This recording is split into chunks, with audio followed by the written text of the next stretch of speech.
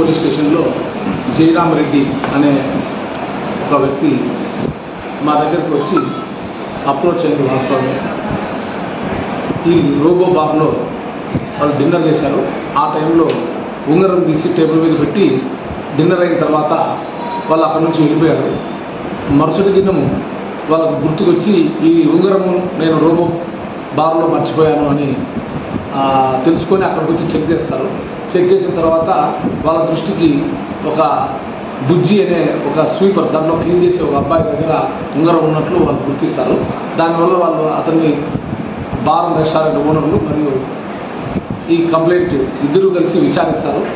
అతను ఆ ఉంగరం తీసుకున్నది వాస్తవమే, దాన్ని డస్ట్బిన్లో పడేశాను నేను అని చెప్తాడు. దాని మీద వాళ్ళు అన్ని రకాల విచారించారు, మేము కూడా విచారించాము. అతను అడ్మిట్ కాలేదు, నేనైతే తీసుకున్నది వాస్తవం సార్, రాళ్ళు ఉన్నందున ఇది నకిలీదని నేను డస్ట్బిన్లో పడేశాను, అది మున్సిపాలిటీ వాళ్ళు తీసుకుపోయారు అని అతను దాదాపు ఒక 3-4 రోజులు అతన్ని మేము విచారించింది వాస్తవం.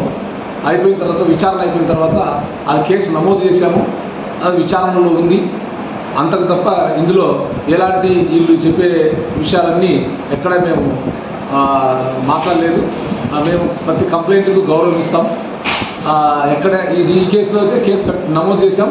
ఫైల్ నెంబర్ 9/24 విచారణ జరుగుతుంది. దీంట్లో ఏమన్నా మూలాలు ఉన్నా అన్నీ విచారించి దాని చట్టపరమైన చర్యలు తీసుకుంటాం.